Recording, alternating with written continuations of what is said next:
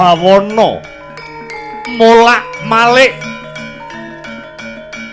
bumi ubenge saya banter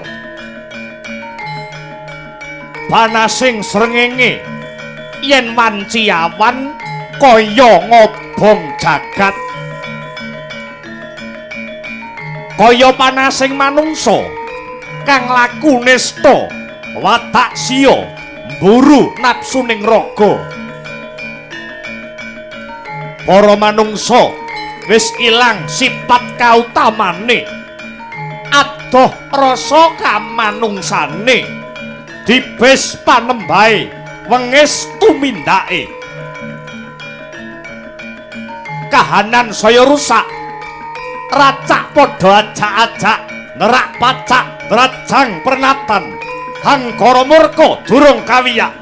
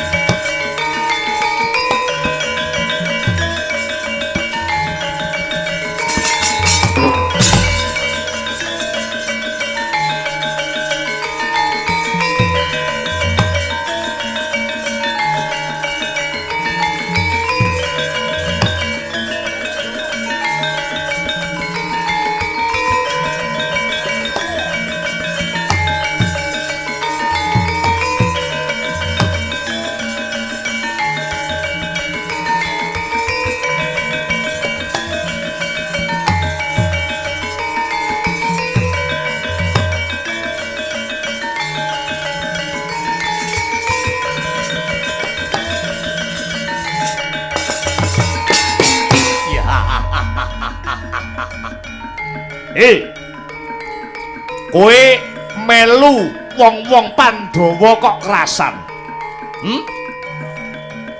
Kowe melu Pandhawa kok kerasan?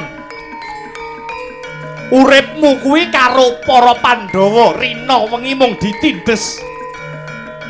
Becik melu aku. Urip mubra-mubru ibarat adus banyu madu. Mingkemo lambemu. Aku kon melu kowe ora sutah. Nggonmu ki wis ora ana tembung sing jenenge tembung adil. Negaraku kuwi hukume jejeg dhewe sak donya. Negaramu kuwi kaya negarane singa barong. Sing kuat ya kuwi sing menang. Yen wong cilik nyolong pitik agi-agi dihukum. nek wong pangkat kenek perkara mung bulet kaya bolah ruwet. Kono dilatono menungso sing dadi gedhi bale para nayaka praja. Wah, cangkeme. Ah!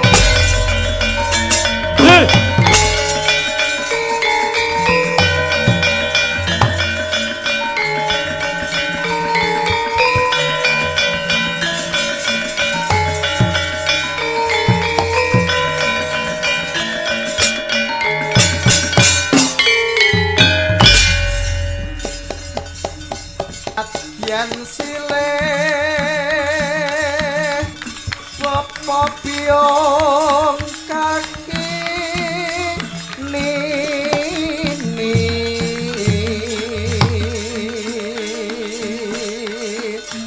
satu lernyang sana kalamun murutan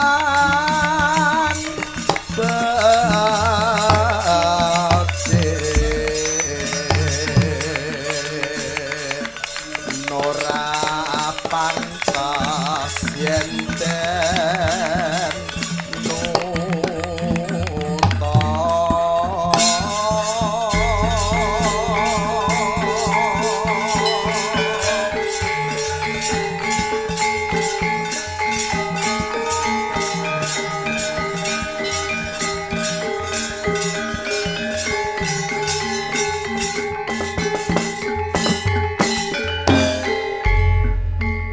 Hei, anakku, kowe Abimanyu. Abimanyu ya Angka Wijaya. Kowe dadi anake Panengah Pandhawa. Kowe dadi anake Arjuna ya Janaka. Kudu bisa mikul dhuwur mendem jero asmane wong tuwa. Kudanganku kowe kudu dadi bocah sing mursid taruna ngungkulana bapa.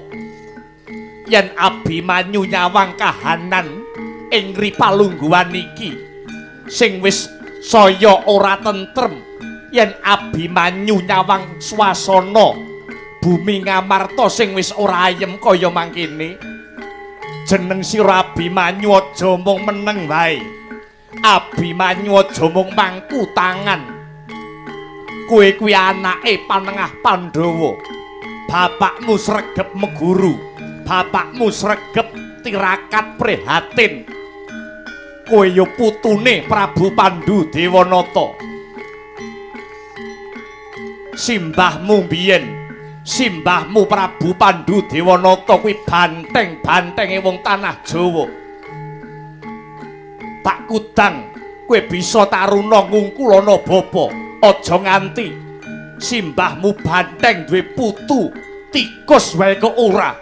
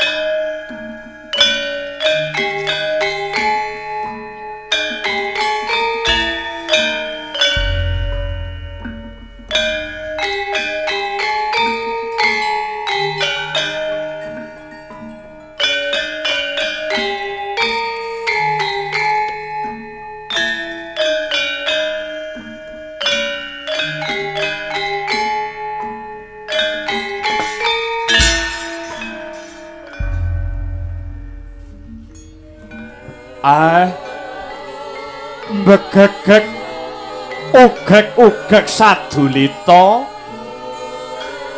hemel lae Ndara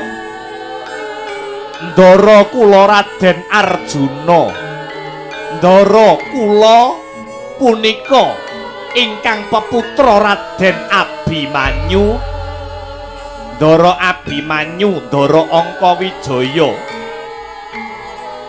putranipun Panengah Pandhawa ingkang gentur tapane manteng semedine lah kok sakniki kula sawang bendara kula Ndara Abimanyu kok sajak gembol perkawis ingkang boten enteng Gus sumangga kula aturi paring dawuh dhateng keng abdipun Semar Badranaya Den Semar menika dhateng jagat dikodrataken dados pamong duweni kewajiban momong marang bendarane Semar dhateng jagat raya ugi dipun kodrataken dados batur sinten ngertos tutur kula sembur kula saged ngudari reruwet madangaken pepeteng handika Ndara Abimanyu suwawi kula aturi paring pangandikan Gus Kyai Semar Badranaya wonten dawuh Blaka Suta blak kutang terus terang Kyai ora ana sing tak pikir ora ana sing tak penggalih kejaba mung kahanan Madyapada ing ripalungguhan iki Kyai Semar jagate kaya horeg bumine geter hawane panas ngendi papan ngendi panggonan anane mung gegeran dredah munggahe panca bakah beda agama dadi sulaya beda panemu dadi padu beda pilihan padha gontok-gontokan Kang Sarta Kyai akehe bencana alam kang animbrung jagat raya iki ketitik kahanan Madyapada saiki lagi ketaman pagebluk mayangkara awising boga kelawan wastra yen aku nyawang kahanan Madyapada kang kaya mangkene Abimanyu kang dadi tarunaning negara kang dadi satriya-satriyaning bangsa aku kudu tumindak kepiye Kyai Semar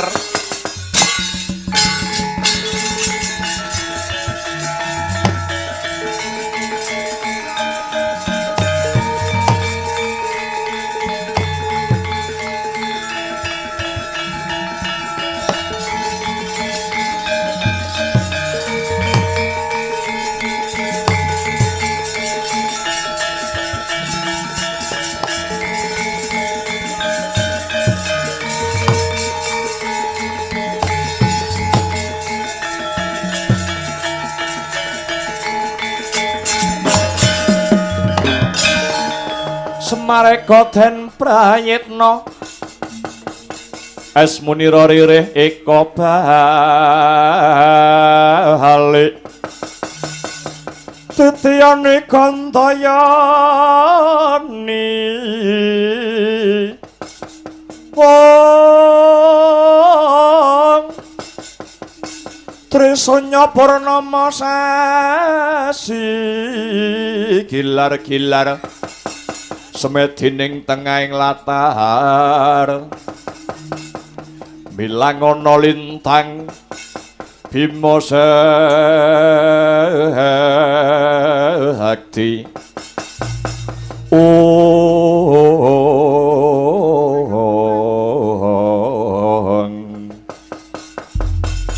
Ndara Ndara kula Raden Abimanyu leres pangandika panjenengan. Jagat niki pun kebak dahuru. Kedaya saking jagat sing wis sepuh, donyane sing wis rapuh. Enten napa to kok pendak dina jagat niki isine kok mung ruhara? Jalaran kathah umating Gusti ingkang sampun kelangan telung rasa. Dahuru utawa ruhara kang animbrung jagat raya iki disebabake saka jalma manungsa sing wis kelangan telung rasa Kiai. Inggih. Kathah manungsa sing kelangan telung rasa ing antarane siji kelangan rasa kamanungsan, angka kalih kelangan rasa katresnan, angka 3 kelangan rasa kabangsan utawi kebangsaan den. Banjur jlentreh kang sarta maknane kepiye wa Semar? Setunggal kelangan rasa kamanungsan. Cobi sakniki jenengan pirsani. Wonten paribasan sagalak-galake macan ora ana sing kalu mangan marang gogore dhewe. Tegese macan niku galak. Ning sagalak-galake macan tetep ora mentala mangan marang anake dhewe, kosok baline manungsa. Ing atase anake dhewe, tedhak turune dhewe niku meksa dipateni. Niku jenenge menungsa sing wis kelangan rasa kamanungsane. Kathah to bayi dibuang karo wong tuane. Kathah to anak meh dipateni karo wong tuane. Ana to wong tuwa dipateni karo anake. Niku jenenge manungsa sing wis koncatan rasa kamanungsane. Mangkono Kiai. Inggih. Angka kalih kelangan rasa katresnan. Rasa katresnan dhateng mriki sanes katresnane wong lanang kalih wong wadon, nanging katresnane padha-padane umate pangeran. Jaman saiki eneng perkara sithik dadi gedhe, kriwikan dadi grojokan, gojekan dadi tangisan. Kalamun ana perkara ora gelem ngrampungke perkara mau kanthi ademing pikir lan kanthi rasa sing semeleh. Ning sing dioyak mung murkane hawa. Lah ingkang pungkasan Gus, sing pungkasan jagat menika kebak ing dahuru lan bencana alam. Awit manungsa angka 3 sampun kelangan rasa kabangsan. Sampun kathah para kawula negara sing wis lali karo rasa kabangsane. Ora ngrumangsani yen to uripe niku rina nganti bengi diayomi kalian negarane.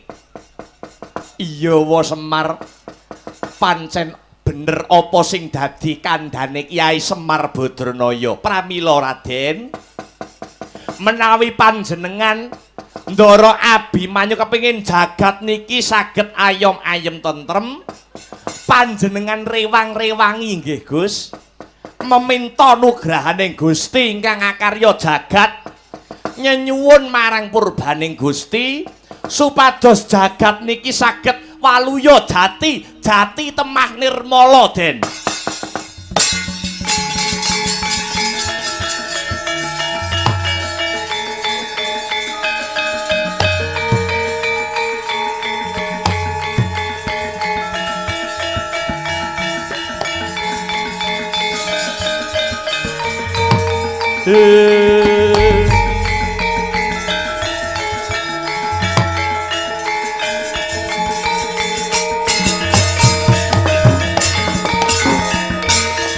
Sranane wong yaluhung betah topo kurang goling.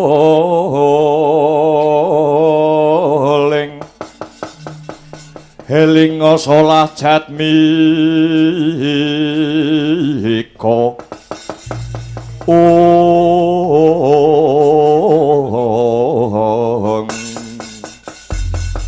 Wa Semar Badranaya banjur dalan ngendi kang kudu tak tempuh Kyai? Den Ndara Abimanyu kula sampun nyawisaken sarana murih gesangipun para kawula saged mulya. Panjenengan ingkang dados generasi penerus, panjenengan ingkang dados para taruna-tarunaning negari duweni kewajiban njaga marang katentremaning bangsa miwah nagari.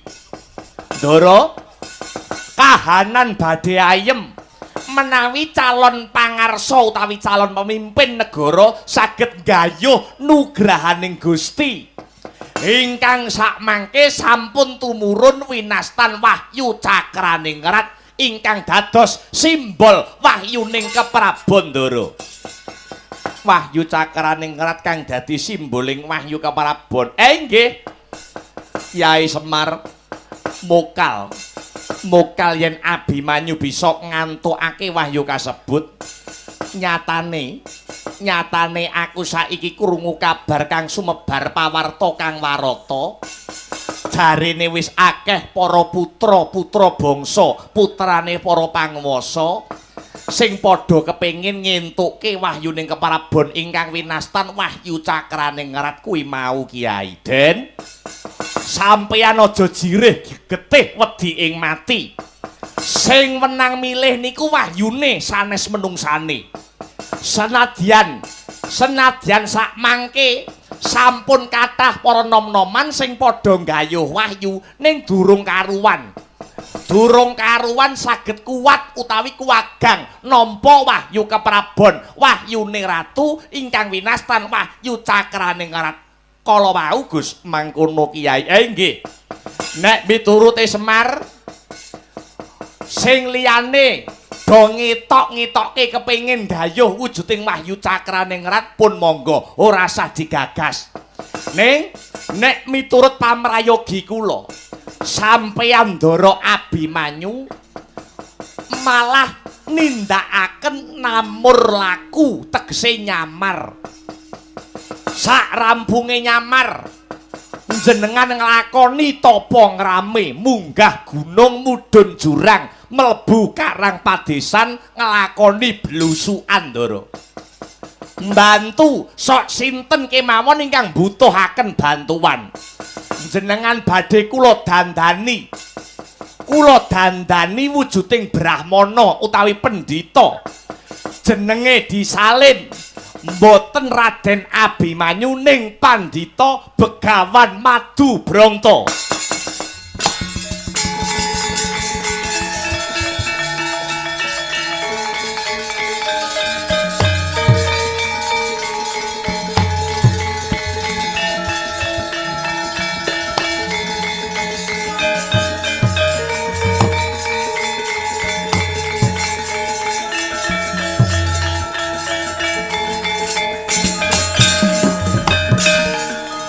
Begawan Madu Branta. Nggih. Mugi-mugi nggih Gus. Kanthi cara paduka ingkang nindakaken namur laku utawi nyamar punika. Paduka Raden Abimanyu saged ngerti sambate kawula cilik. Wekasan saged ngentas panandhangipun para bebrayan agung ingkang samangke nembe ketaman keserakat gesangipun. Mangkono Kyai. Nggih, sumangga. Sumangga kula dandani wujudipun pandhita utawi brahmana. Sesarengan kalian panjenengan nganggo tekad satriya tanah Jawa. Mugi-mugi saged lebda ing karya Paduka Ndara Abimanyu hanggayuh nurbating Gusti wahyu cakraning Raden.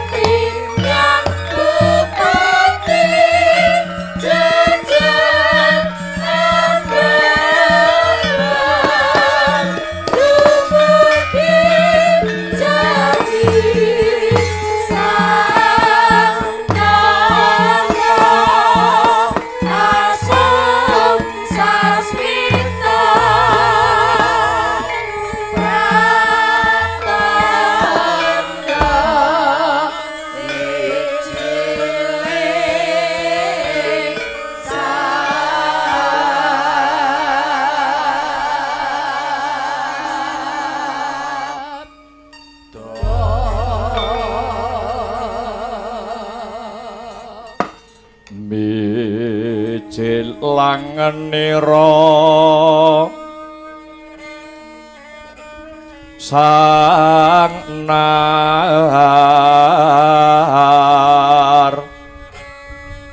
pati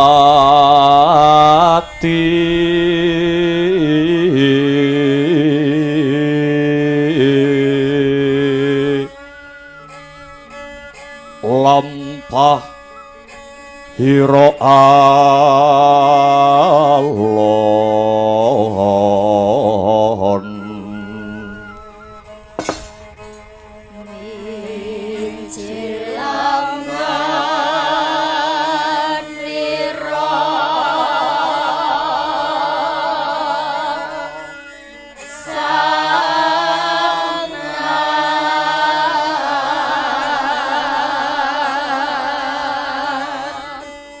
Bye.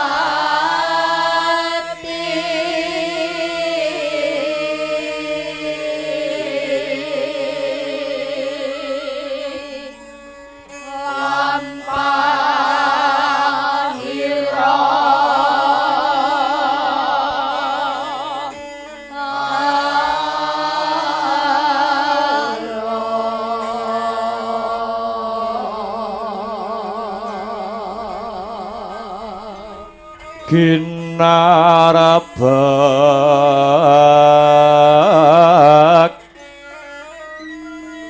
Badaya yuwarna nira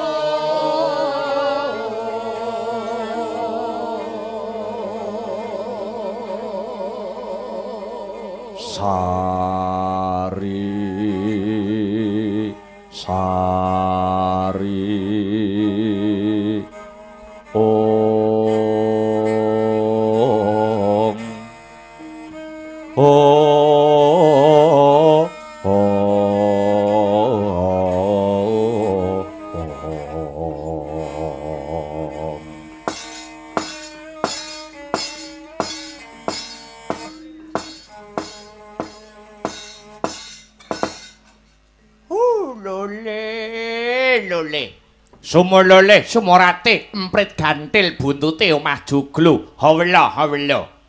Adipate, Adipate Harya Sengkuni. Ana dawuhmu apa Kakang? Kakang Ngrubaya ing Sukalima, Kakang Pandhita Durna. Mestine Adipate tanggap ing sasmita. Kalamun to sesembahane wong sak negara Ngastina angger anak Prabu Duryudana ripalenggahan sak mengko beda karo adat saben beda karo adat lupiya. Iya Kakang. Lah salah. Syukur yen siya ditanggap marang swasana iki. Jalaran waton siniwaka aning sitinggil negara Ngastina panjenengane kersa enggal paring pangandika ngrumpaka piye carane supaya negara Ngastina bisa luwih maju ketimbang sing uwis-uwis.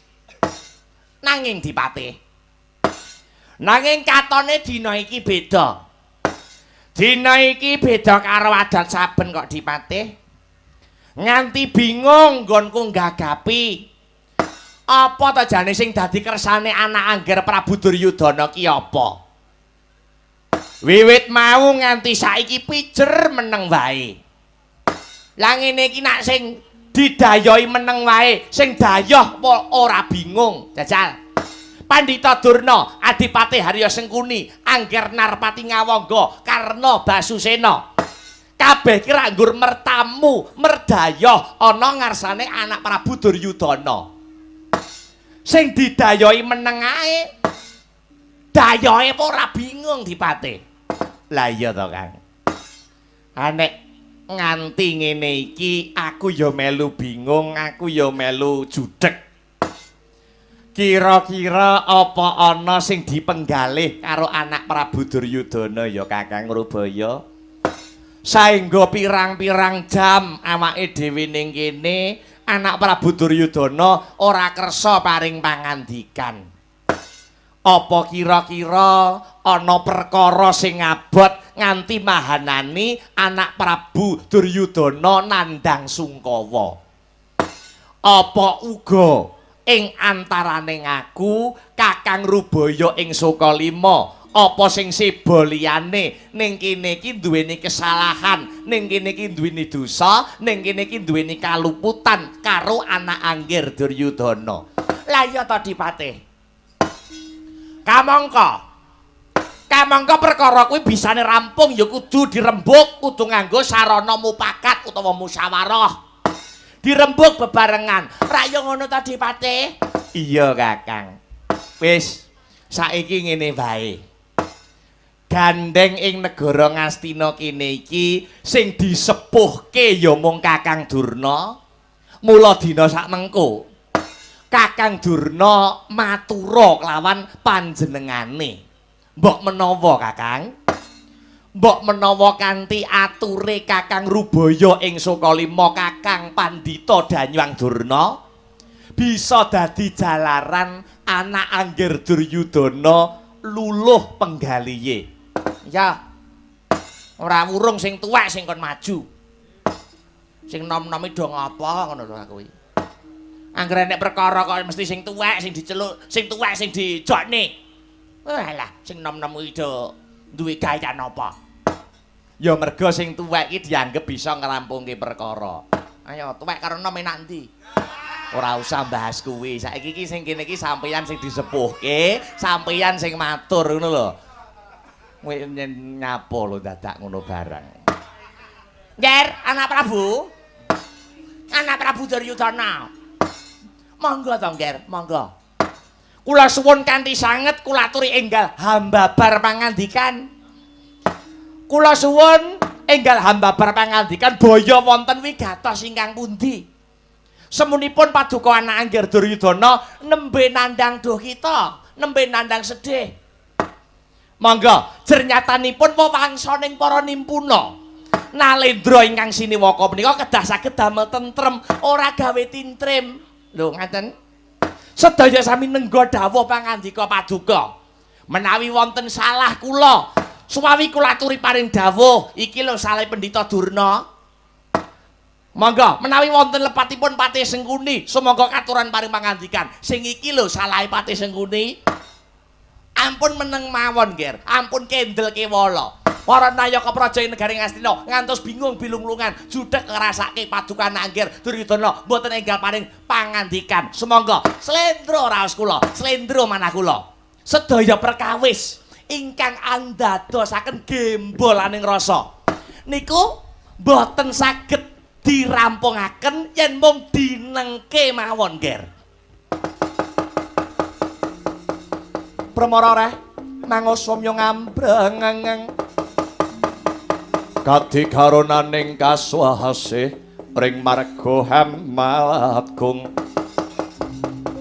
risang gandha mastrat maca lengleng lalu manguladi Surya mangrangsang wayah Surya mangrangsang wayah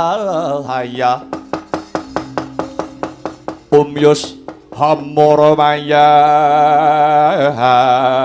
hanto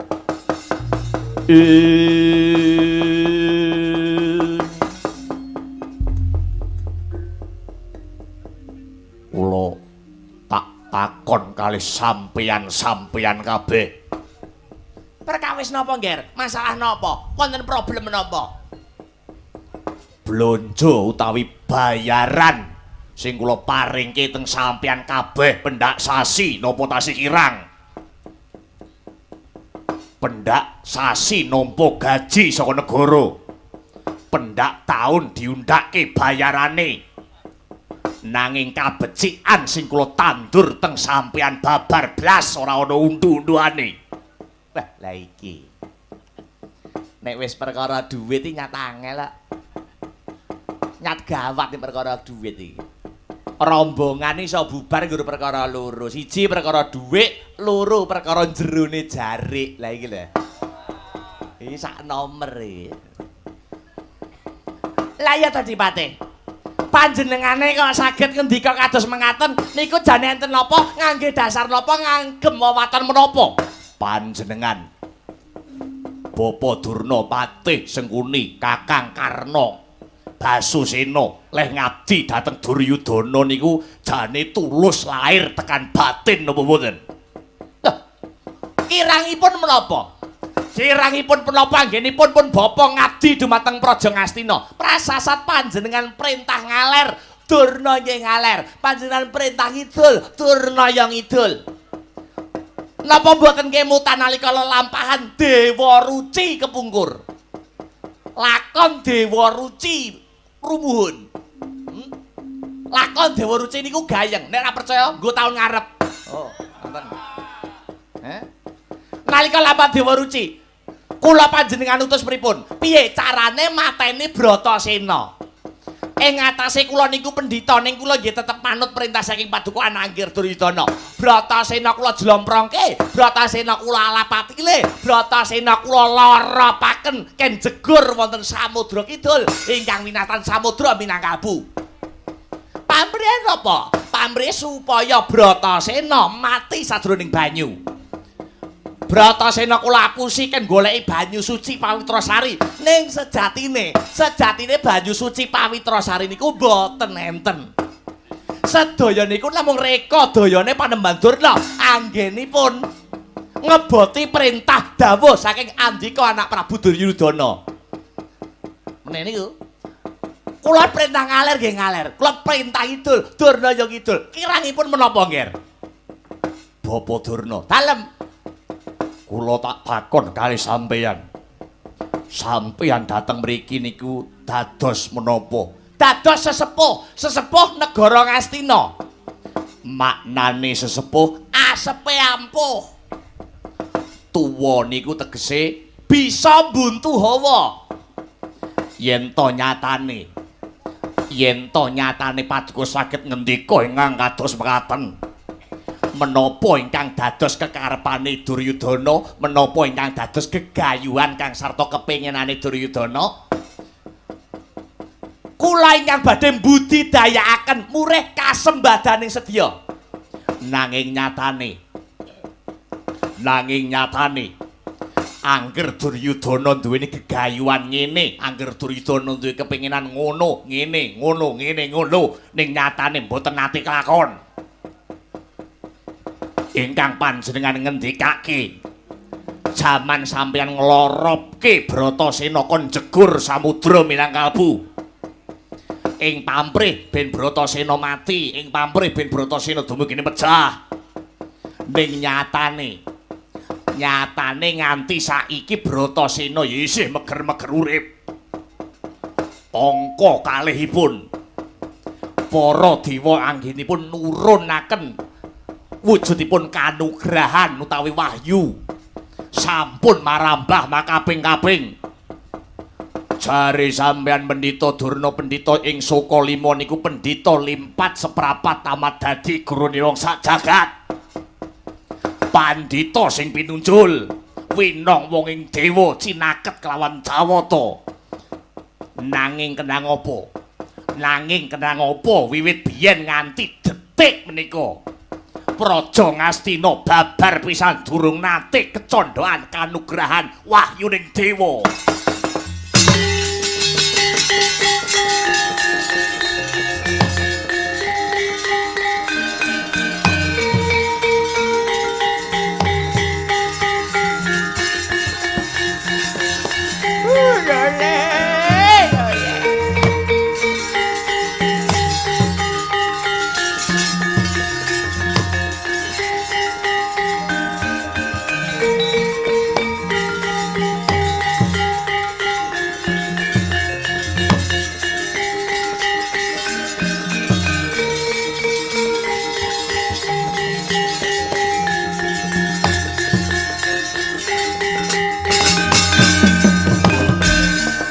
Lenglenging driya mangu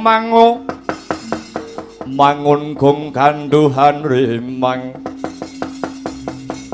lirlena tanpa ganen ing lirlena tanpa ganen yen tanpa lusa yen tam tulusa mengko sang Hyang Utama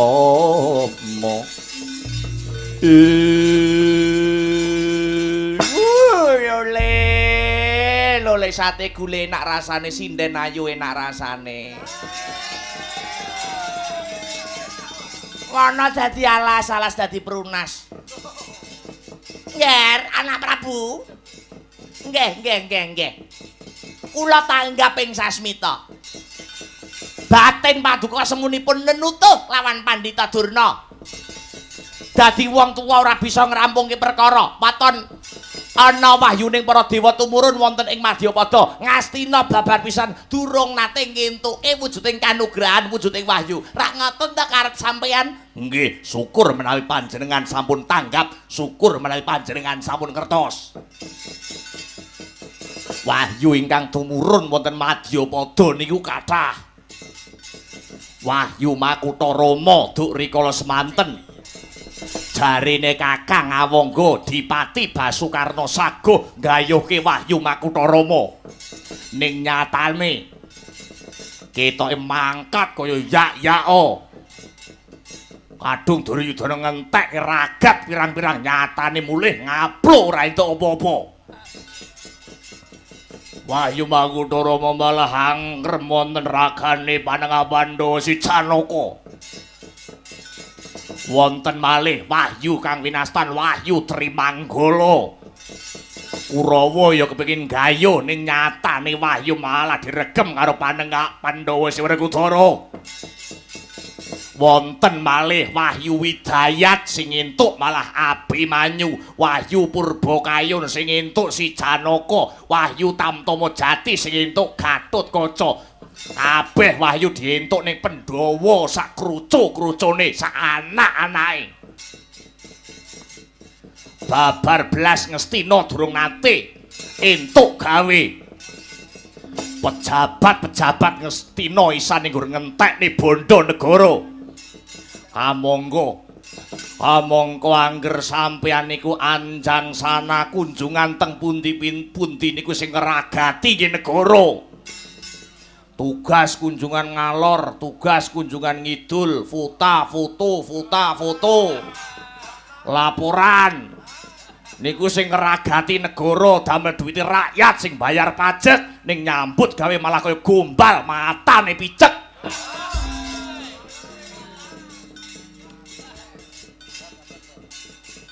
Mang midhangetke Bawadurna. Telung dina kepungkur Duryudana nampa wangsiting dewa. Wangsiting dewa kula tampi liwat pangimpen utawi pasupenan. Yen to sethithik wektu dewa bakal nurunaken kanugrahan badhe ngandhapaken wahyuning ratu wonten ing Madyapada. Ingkang sinebut Wahyu Cakraning Rat. Sok sapa sing bisa nggayuh wujuding Wahyu Cakraning Rat? Benjang keturunanipun tedhak turunipun badhe dados Ratu Gung Binetara. Hanyakrawati Hambau Denda. Pindhane kaya bisa ngregem jagat iki. Mula ing taun niki Ngastina kudu bisa ngukir sejarah anyar. Mbuh piye carane, mbuh piye reka dayane. Duryudana gak mau tau. Wahyu Cakraning Rat sing dadi simboling wahyu ratu, sing dadi simboling wahyu keprabon, kudu iso dientukke dening negara Ngastina, kudu iso direkem dening para Kurawa. Ladah.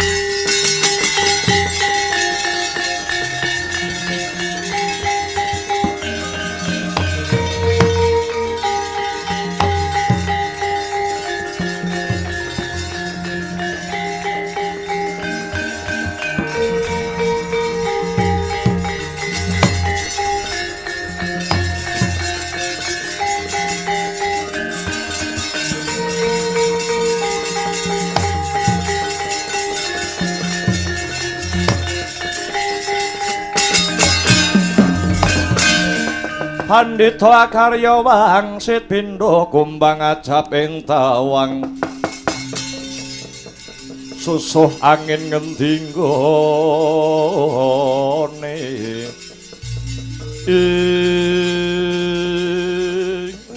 nggih badhe kados pundi kemawon kula tetep netepi punapa ingkang dados perintah Paduka Angger Duryudana. Nyuwun sewu. Lajeng wangsit ingkang Paduka tampi Wahyu Cakraning Rat kala wau badhe tumurun wonten pundi, Nger? Papanipun dhateng pundi? Papan panggenanipun tumruning Wahyu Cakraning Rat.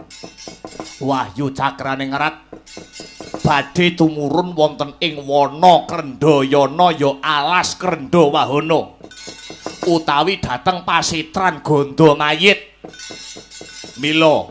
Mila sedaya dhateng Paduka Bapa Panemban ing Sukalima. Piye carane anggone ngungkih sarana Wahyu bisa digayuh dening negara Ngastina? Nger, kados pundi? Sedaya menika kedah ngagem petung sing jangkep kudu nganggo sastrategi, Nger. Apa kuwi? Sastrategi. Apa? Strategi goblok. Lah, ingkang perlu digarisbawahi, Nger. Wahyu Cakraning Rat kala wau ora badhe tumurun wonten alas Krendawahana. Ya alas Krendayana utawi pasitran Gandamayit. Lah, kamangka, Nger, kamangka. Sing nguwasani pasitran Gandamayit niku mboten wonten sanes, kejawi namung Tandya Betari Durga. Ya Sang Pramoni. Supados niki mangke saged rancak lan gampil Paduka Angger Duryudana kedah sambat lan nyuwun bantuan kalian sing bau reksa pasitran Gandamayit kala wau. Menawi panjenengan anak Angger Duryudana kersa sambat kalian Betari Durga tartamtu Ngastina niki mangke badhe ngukir sejarah anyar. Ngastina bisa kecondokan kanugrahan Wahyuning Ratu Wahyu Cakraning Rat. Lajeng caranipun sambat dhateng Betari Durga kadosa pundi Bapa? Caranipun kados pundi? Mangke pun Bapa ingkang badhe ngreka daya. Pun Bapa Pandhita Durna ingkang badhe matek aji pameling. Badhe kula rawuhaken Betari Durga supados rawuh wonten ing Sitinggil negari Ngastina mriki. Punapa Tandya Betari Durga saged dipun rawuhaken sakmenika Bapak? Saged, Nger, saged. Kula aturi jenak anggenipun pinarak, jenjem anggenipun sumanggem. Kula ingkang badhe budidaya, Durna sing badhe berusaha ngrawuhaken Betari Durga supados rawuh mriki, Nger. Puku sing dupa kumelun bening ngentiasa ngabeke kawengku sagung jajahan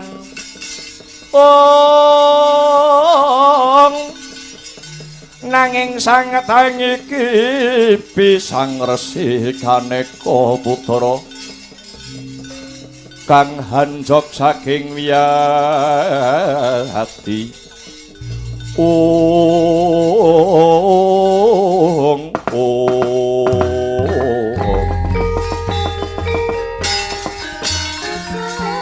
Pandhita karya wangsit pindha kumbang ajab ing tawang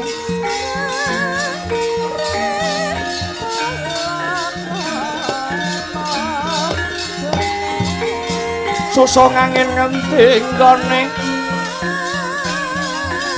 miwang kali kangkung isine bumbung pomang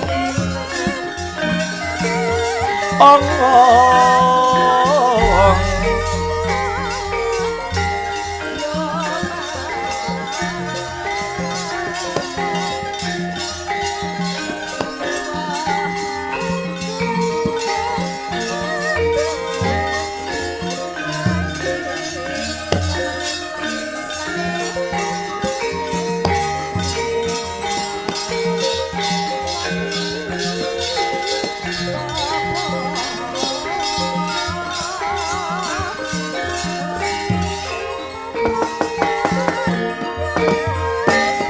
Lah ing kana ta wau Sedakap Saluku juga nutupi babahan Hawa Sanga sang panemban Begawan Durna mandeng pucaking grana anut marang biyaning kekayun kayung-yun hangayati ayaning Parutama kaya mati sajroning urip urip sajroning pati liyep layaping ngaluyut pindha pecating supena sumusuping rasa jatine Sang Kumbayana matek aji pameling nering Sedyarsa hamuter giling panguwasa ing wana Krendayana ya ing pasetran Gandamayit risang Batari Durga ya Sang Pramani dasare Pandhita Durna jejering Brahmana kang winong wong ing dewane pramila sak kedheping netra sak gebyaring caleret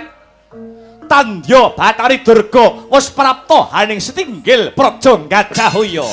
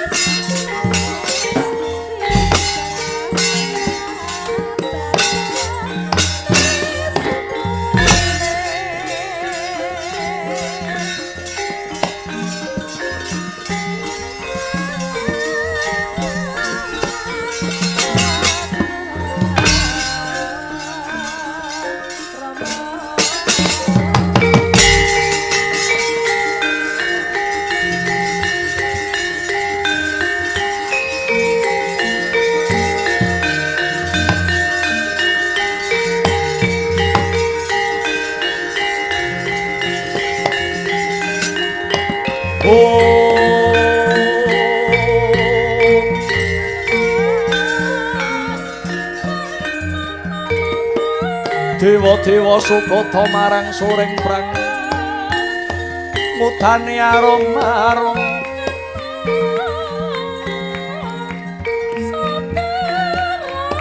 ngendan wing awiyat Narada ngepalani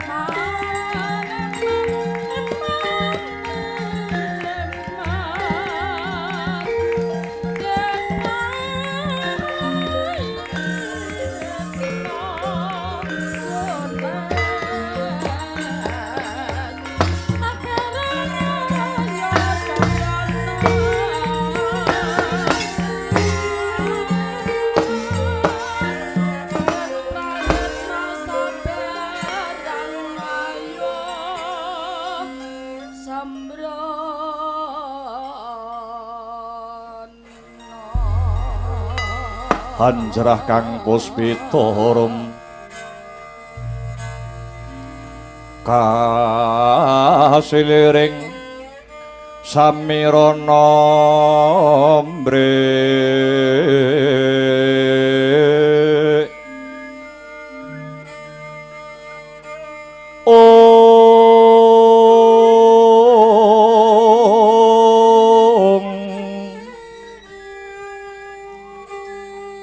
Sekar kadung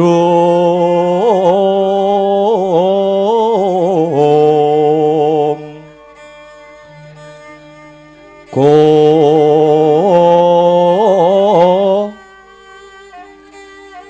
ngas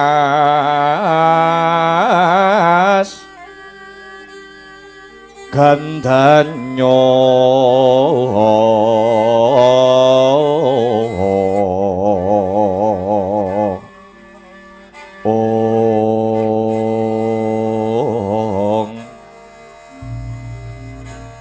aweh raras renaning driya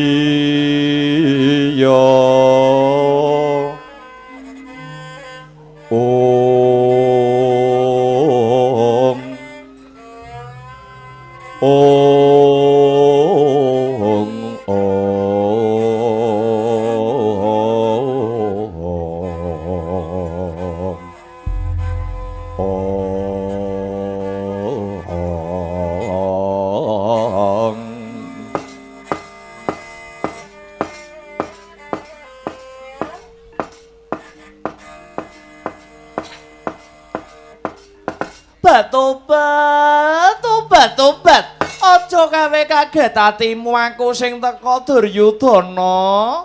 Krana anggone panemban Begawan Durna, matek aji pameling prasasat kaya pinetek talinganing Bathari Durga. Tumuli mak brabat aku prapta ana ing setinggil negara Ngastina iki. Ya ampun, eneng apa Duryudana? Eneng apa cah bagus? Pripun? Bapak Durna pripun iki? Sumangga kula aturi paring dawuh sing los mawon, sing cong. Panjenengan sambat kados pirembakan sekawit langsung kemawon.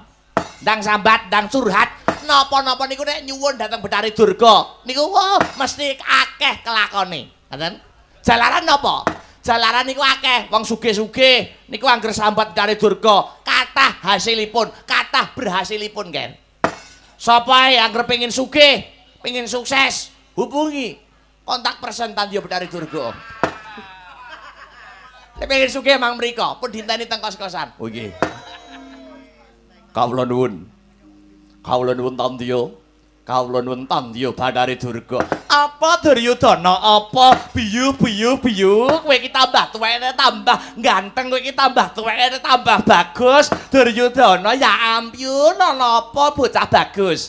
Saderengipun kula ngaturaken sembah pangabekti kunjuk Tandio Bathari Durga. Iya Duryudana, ya wis ndak tampa gawe bombong Birawa jroning nala.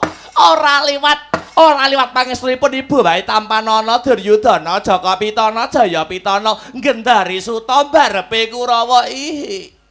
Inggih. Sampun kula tampi. Sampun kula tampi tangan kula kalih kapetekaken wonten ing Jojor meketing Wardaya miwah ana daging kayuanan. Mboten langkung sumangga kula aturi lenggah ingkang prayogi. Piye? Sumangga kula aturi lenggah ingkang prayogi. Tak kira wis ora kurang penak nggonku lungguh, Nger. Mara gage, kendhih kemrungsunging galih, kesuk panata lengkal budaya-daya. Selak kepengin uni ngapa to darunanipun ibu nganti mbok tekake ana kene. Mara gage, sambato marang ibumu aku Tandio Bathari Durga. Kowe njaluk apa, Duryudana? Kowe apa njaluk sugih? Njaluk dadi wong kondang? Njaluk wibawa? Apa njaluk dadi wong sing laris?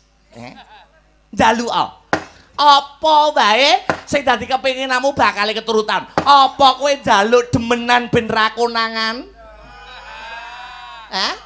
Tartamtu ibumu Tandio Bathari Durga mesti bakal bisa nyembadani, mesti bakal bisa nuruti. Matura Duryudana. Nggih, nyuwun sewu.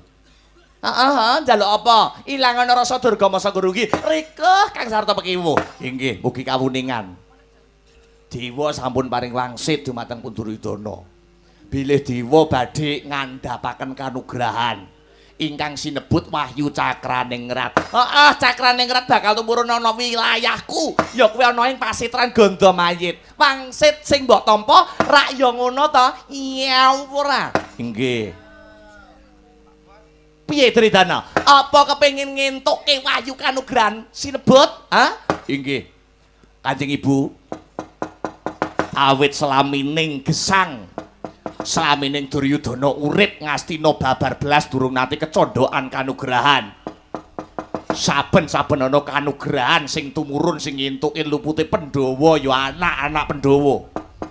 Napa kira-kira paduka Kanjeng Ibu Tandio Bathari Durga saged nuruti menapa ingkang dados pesambatipun Duryudana? Kula kepengin Duryudana duweni kegayuhan. Cakraningrat Wahyu Keprabon saged cumandhak wonten ing negari Ngastina.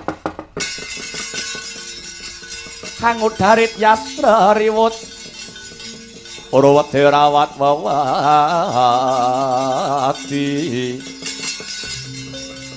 wedi lamun kauningan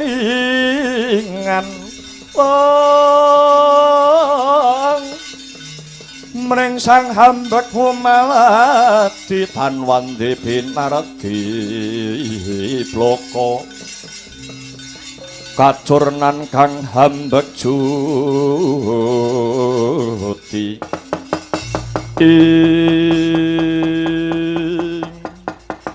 yen sing mbok jaluk mung perkara kuwi gampang ning ya kuwi kowe kudu teka secara pribadi ana ing pasitran Gandamayit ora ketang sak propirane kudu sesirih ana kono kudu tetugur ana kono cegah dahar kelawan guling apa kowe saged Duryudana menawi kula wakilaken dhateng anak kula Lesmana Mandrakumara kados pundi ora dadi boyo pangapa mbok wakilne anakmu Lesmana Mandrakumara ya entuk sing baku bisa ana sing tetugur utawa tapa brata ana ing pasitran Gandamayit kono.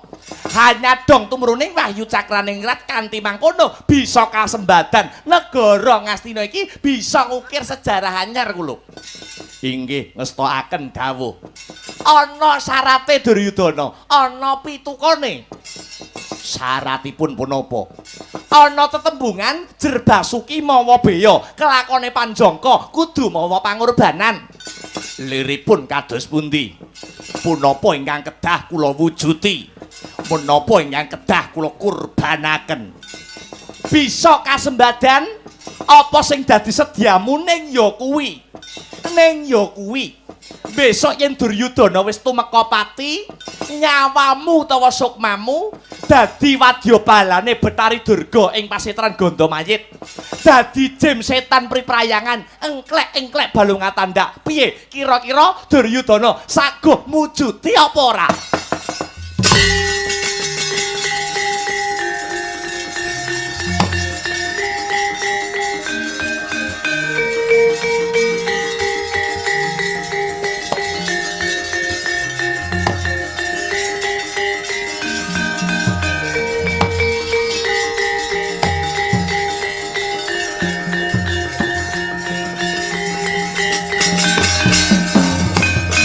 Sinokarta mritarta tamtu-tamtuning utama titi tetep dadi pangobaning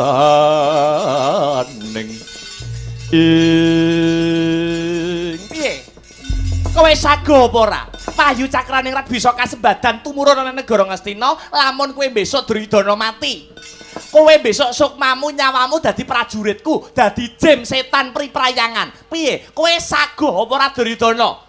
Paman Sengkuni, wonten dawuh mriki sekedap. Dah ya nyapa to nyeluk barang. Iya. Paman, Desundi. Kasembadan sediane Duryudana lumantar Lesmana Mandrakumara. Nggayuh Wahyu Cakraningrat.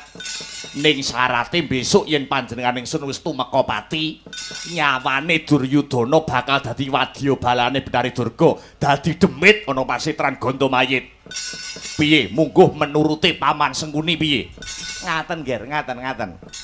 Kula niku pun duwe pedoman. Pedomane Patih Sengkuni kados pundi? Mbok menawa wong mati niku padha karo wong turu sing ora ana watese.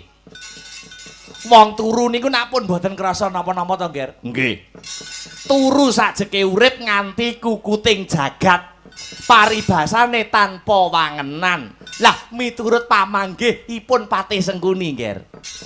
Panjenengan turuti mawon kekarepane Tandya Betari Durga. Wong wis mati ra krasa apa-apa kok. Bah sukmane arep dadi apa niku terserah.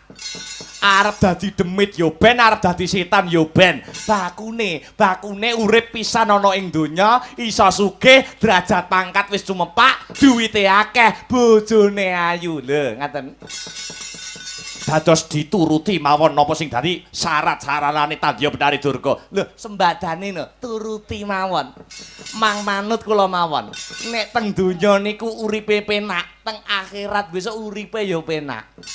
Pun ngaten mawon. Nek uripe teng donya niku pun rekoso, ning akhirat besok tambah tele-tele. Niku rumuse Sengkuni niku ngaten-ngaten. Sing penting urip teng donya iso kasembadan apa sing jinangka, dene besok urip bar mati ya wis dipikir besok. Saiki ora usah dipikir seru-seru, Ger.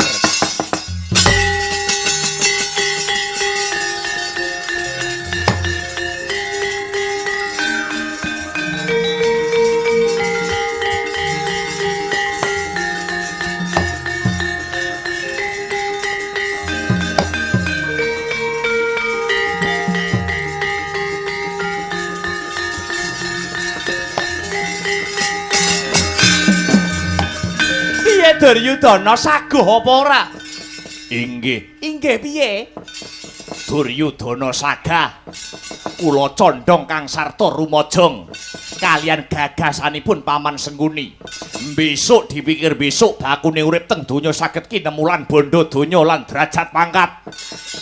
Waton cakraning rat saged kula gayuh lumantar anak kula Lesmana Mandrakumara.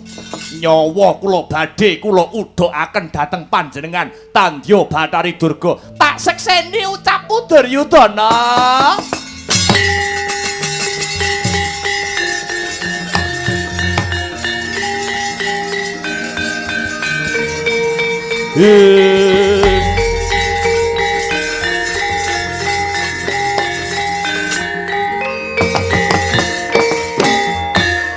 Yen mancen mangkono dina iki tak kira wis rampung nganggonku sowan ana ing negara Ngastina.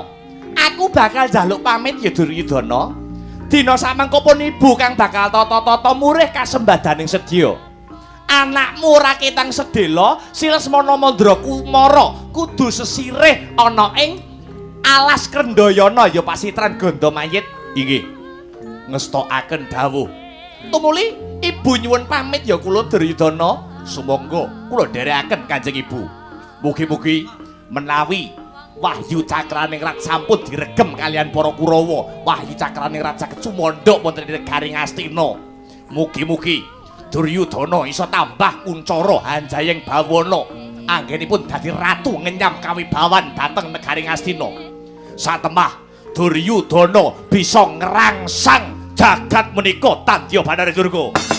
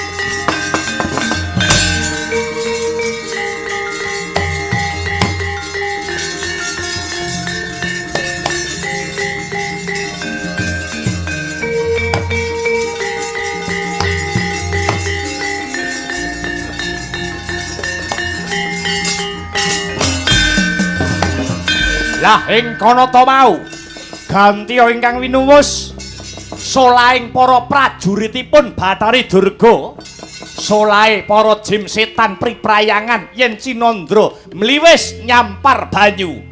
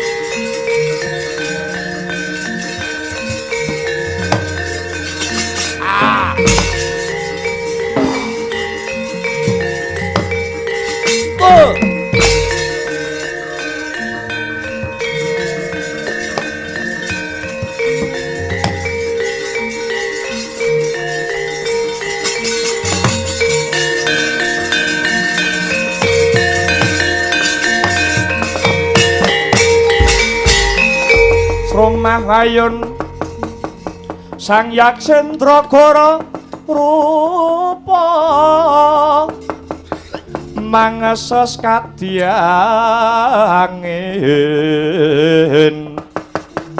bang sembal kaprapal selo-selo kaplasa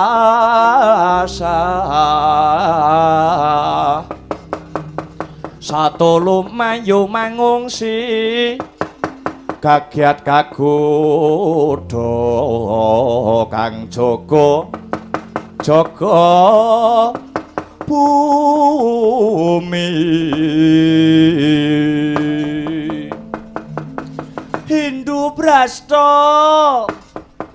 kula wonten dawuh Kanjeng Ibu Tandya Batari Durga. Piye kowe nyeluk aku apa? Kowe kok nyeluk aku ibu lho. Kowe wis tak omongi lho. Nek ning ngarepe wong akeh kowe nyeluk aku ibu ra apa-apa, ning nek adep-adepan biasa kaya ngene iki ra usah nyeluk aku ibu. Gemes aku tak prekes lambimu lho kowe. Ayo nyeluk ibu neh. Mboten sayang. Lah ngono lho.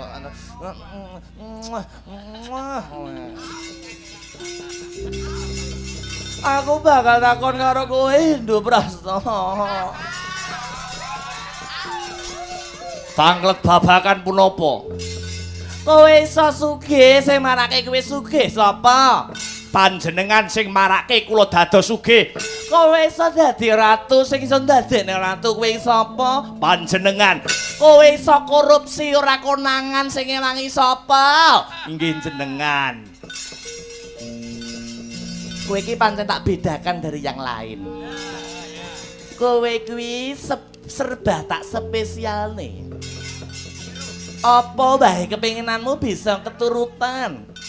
Apa bae sing dadi gegayuhanmu bisa kasembadan ning ya kuwi ana syarate, kowe sesideman karo aku, kowe delik-delikan karo aku, kowe bisa sugih kecah Raja Brana kinemulan kamulyan ning jroning seminggu 3 bengi kowe kudu ngeloni aku ngono.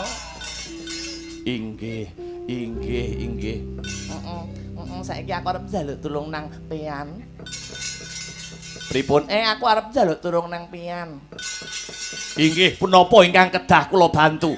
Kowe rak duwe wadyabala pirang-pirang? Inggih. Klebu sing merongos ning mburimu kuwi.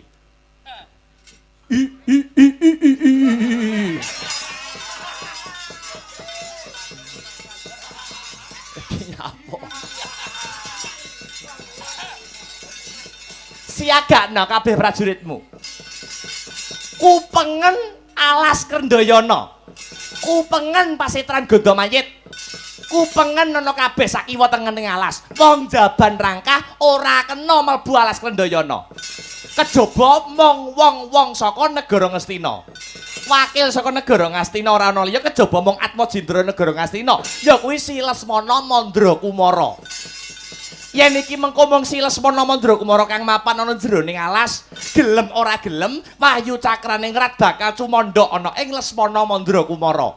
Merga kodrate pancen kaya mangkono. Ya kuwi Wahyu Cakraningrat tumurune ora ana papan liya, ya mung ana alas Krendawahana, ya ana ing pasitran Gandamayit.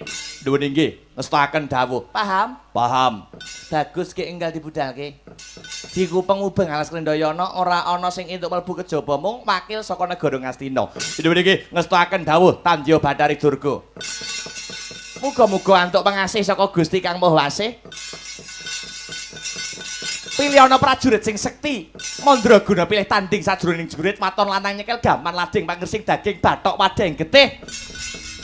Suraka palapa.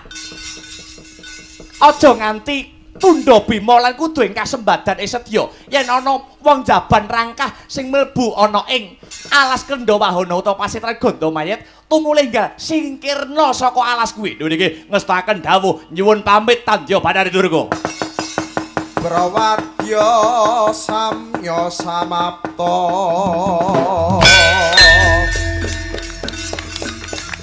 wasyaga arsa anggelar bari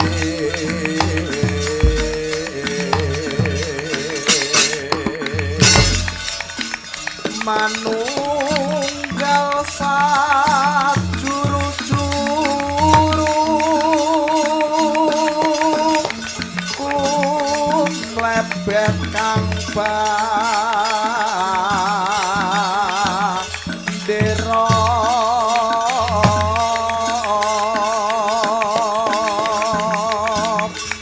tambur selompret gong beri munyo mangungko Prawadya bala palapa manunggal sidralu mare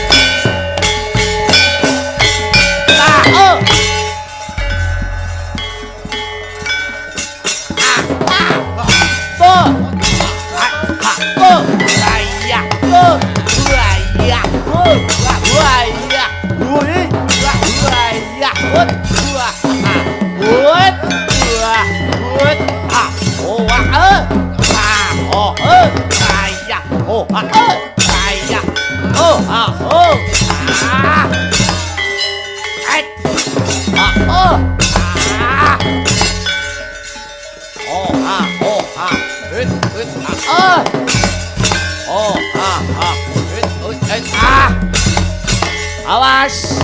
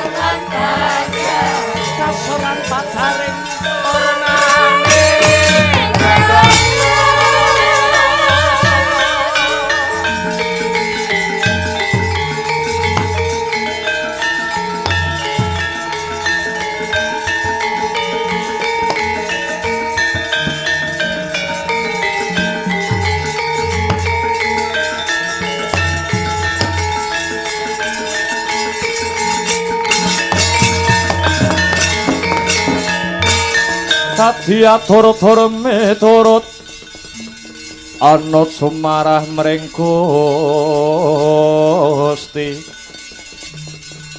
dene Sidi Miwang Utama